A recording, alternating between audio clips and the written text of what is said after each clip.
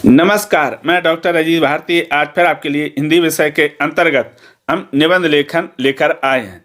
तो देखो, ये सभी बोर्ड के लिए है, जहाँ जहाँ भी निबंध पूछे आते हैं जिस भी क्लास में। अगर बड़ी क्लास है तो हम शब्दों की संख्या ज़्यादा होती, छोटी क्लास होती तो शब्दों की संख्या अधिक होती है। तो चलो फिर शुरू करते हैं।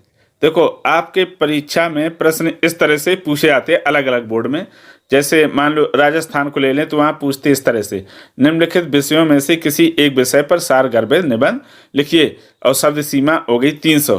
फिर कहीं कहीं पर इस तरह से पूछा जाता है हम कि निम्नलिखित विषयों में से किसी एक विषय पर लगभग 300 शब्दों में निबंध लिखिए। या फिर कहीं पर इस तरह से पूछते हैं, अथवा में करके हमने लिख दिया है, ठीक है, कि निम्नलिखित विषयों में से किसी एक विषय पर रूपरेखा सहित निबंध लिखिए। तो अलग अलग बोर्ड में अलग अलग तरह से प्रश्न पूछने के तरीके होते हैं, लेकिन उनके आंसर लगभग एक जैसे ही दिए रहते हैं। कहीं कहीं पर क्या होता है, बिंदु दिए होते हैं, उनके आधार पर हमें उत्तर लिखने होते हैं, और कहीं पर बिंदु नहीं दिए होते, हमें खुद बिंदु अपने मन से लिखने होते, उसके आधार पर उत्तर देने होते। तो इसी दो तरह के ही होते हैं। तो चलो फिर शुरू करते हैं। प्रश्न नंबर आज पहला लेकर आए हैं। तो दिया, जनसंख्या वृद्धि एक समस्या, अथवा ये इस तरह से भी पूछा जा सकता है, बढ़ती हुई जनसंख्या के कारण व उसका समाधान। या और तरह से भी पूछे जा सकते, सिर्फ ऐसे भी पूछा जा सकता, जनसंख्या वृद्धि के हानियां, ठीक है। तो इस तरह से जनसंख्या वृद्धि पर कोई भी आए प्रश्न निबंध का, तो आप इस तरह से उसका उत्तर संभावित लिख सकते हो। अब जैसे मान लो कहीं कहीं पर बिंदु दिए हैं, जैसे दिया उन्होंने कहा प्रस्तावना, जनसंख्या वृद्धि में भारत का स्थान, जनसंख्या वृद्धि के कारण, और अगर दिया जनसंख्या वृद्धि रोकने को उपाय, उपसंहार। तो किसी किसी में ये दिए रहते हैं बिंदु, इन्हीं के आधार पर लिखना होता है, और जहाँ नहीं दिए तो इन्हीं को अपने मन से लिख दो, ऐसा कर सकते, ठीक। तो फिर उत्तर लिखने के लिए क्या करेंगे, सबसे पहले लिखेंगे उत्तर। हम ये पहला, जब जैसे 3 या 4, 2 जितने पूछे जाते हैं उनमें से एक करना होता है। जो नंबर लिखना, जो आप निबंध करें उसका नंबर डाल दो। तो हम ये पहले ही लेकर आए हैं। और कौन सा है, जनसंख्या वृद्धि एक समस्या। ध्यान रखना कि परीक्षा में एक निबंध नहीं होता, 3 निबंध होते कम से कम, कहीं की 4, कहीं की 5, उनमें से एक करना होता है, लेकिन मैं यहाँ पर एक ही लिखा है, ये ध्यान रखना। तो सबसे पहले प्रस्तावना।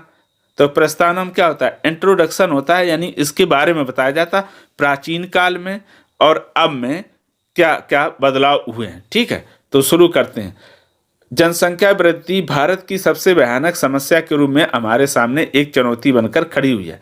किसी अर्थशास्त्री ने कहा कि जनसंख्या वृद्धि भारत का एक कुटीर उद्योग बन गया। निसंदेह यह गंभीर समस्या है। तो देखो, शब्दों की सीमा के अनुसार लिखा है 300-400 शब्दों में, इसलिए बहुत थोड़ा थोड़ा लिखेंगे, सब में लिखा हुआ है। फिर अगला दूसरा बिंदु था, जैसे जनसंख्या वृद्धि में भारत का स्थान। तो लिखेंगे आज भारत का जनसंख्या में पहला स्थान है। अब भारत विश्व में सबसे अधिक आबादी वाला देश बन गया। 2023 के बाद की जनगणना के अनुसार 1 अरब 40 करोड़ से ऊपर है। अब चीन बड़ी आबादी वाला दूसरा देश बन गया। देखो, पहले चीन पहले प्रथम स्थान पर था जनसंख्या में, अब भारत हो गया। तो यहाँ पर बहुत छोटा सा ही हमने निबंध के उसके बिंदु के बारे में लिखा। फिर तीसरा बिंदु ऐसे लिखेंगे जनसंख्या वृद्धि के कारण, या कौन कौन से कारण हैं। भारत में जनसंख्या वृद्धि के कई कारण हैं। सबसे पहला कारण अशिक्षित या अज्ञानता है। अधिकांश लोग अज्ञानता के कारण पुत्र की लालसा में अधिक बच्चे पैदा करते हैं।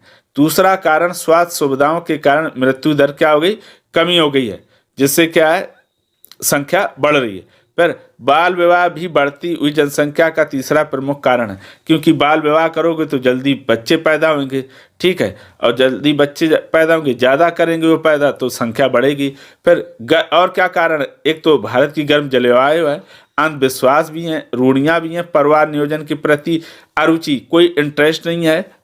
फिर एवं सरकारी और प्राइवेट संस्थानों की उदासीनता है के प्रमुख कारण भी जनसंख्या वृद्धि के हैं। जो संगठन है वो भी ज़्यादा उसमें रुचि नहीं लेते या लापरवाही करते हैं।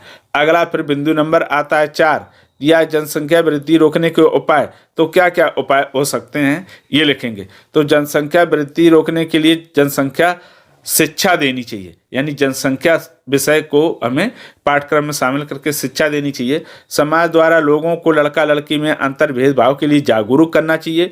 जनसंख्या वृद्धि रोकने में सरकार अपने स्तर से भी प्रयास करती है। वह समाचार पत्र, टीवी, रेडियो एवं सोशल मीडिया के माध्यम से परिवार नियंत्रण के लाभ बताती है कि अगर परिवार के नियंत्रण करोगे तो कौन से लाभ होंगे और नहीं करोगे तो कौन सी हानियां होंगी। फिर आता है आपका अंतिम उपसंहार, है ना। उपसंहार मतलब का अर्थ होता है कंक्लूजन या निष्कर्ष। तो इसमें लिखेंगे जनसंख्या वृद्धि के फलस्वरूप जहाँ भुखमरी, गरीबी, बीमारी, महंगाई, बेकारी, खाद्य संकट यानी खाने की समस्या, रहन सहन का निचला स्तर, प्राकृतिक संसाधनों का अधिक दोहन का अर्थ है ज़्यादा से ज़्यादा जो प्राकृतिक संसाधन है जैसे लकड़ी, कोयला, पेट्रोलियम, इनका उपयोग करना ही दोहन कहलाता है। पर्यावरण प्रदूषण, रहने की समस्या, जल संकट बढ़ता है, देश की आर्थिक विकास कई गुना पीछे चली जाती है। जनसंख्या बढ़ने से देश के विकास में बाधा डालती है। परिवार में 2 बच्चे के महत्व को समझना चाहिए। अगर भारतीय लोग सीमित परिवार की जिम्मेदारी को समझें तो जनसंख्या वृद्धि पर विराम लगेगा और हमारा देश उन्नति की दिशा में आगे बढ़ेगा। तो ये हो गया जनसंख्या वृद्धि पर निबंध। तो इस तरह से हम देखो हमने मेन बिंदु दिए हैं और उनमें क्या क्या लिख सकते हैं। आप और भी लिख सकते हैं जो इसके बारे में जानते हो, जरूरी नहीं मैंने जो दिया वही। मैंने तो आपको एक प्रारूप दे दिया कि अगर जनसंख्या वृद्धि पर कोई निबंध आता तो उसको इस तरह से हम लिख सकते हैं। तो अगर उसके पश्चात भी कोई इसमें डाउट हो निबंध से संबंधित तो हमें कमेंट करके अवश्य बताइएगा। और ये निबंध कैसा लगा इसके लिए भी कमेंट करिए। तो फिर आज के लिए इतना ही। अब हम फिर मिलेंगे किसी नए विषय के साथ, तब तक के लिए धन्यवाद।